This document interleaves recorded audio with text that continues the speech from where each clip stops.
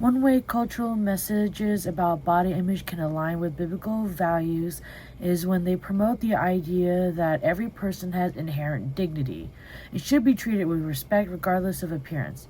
Messages that affirm worth beyond perfect looks connect well with the biblical teaching that humans are made in the image of God, Genesis 1:27, and therefore have value that is not earned by beauty, size, strength, or social approval. Though, of course, one-way cultural messages about body image can often conflict with biblical values is when they make physical appearance a primary source of identity, worth, or salvation.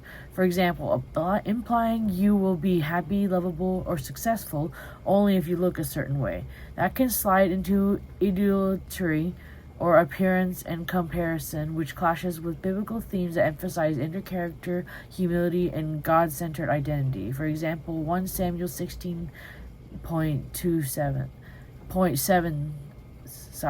focus on the heart rather than outward appearances.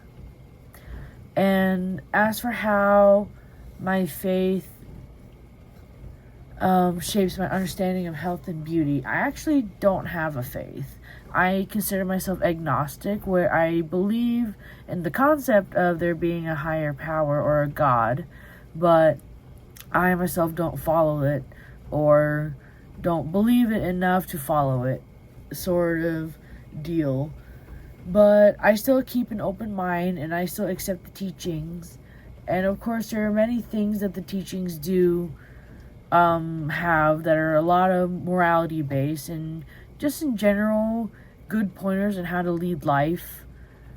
But how being agnostic affects my understanding of health and beauty is that, well, it's mostly influenced by science. What is healthy? What does a healthy body look like?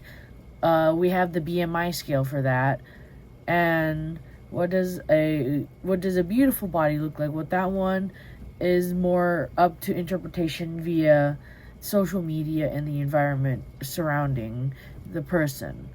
For me, in Vietnamese culture, the thinner you are, the more desirable you are in terms of self-worth and beauty. But in America, it's not being as thin as possible. It's about where you have the right distribution of curves and stuff.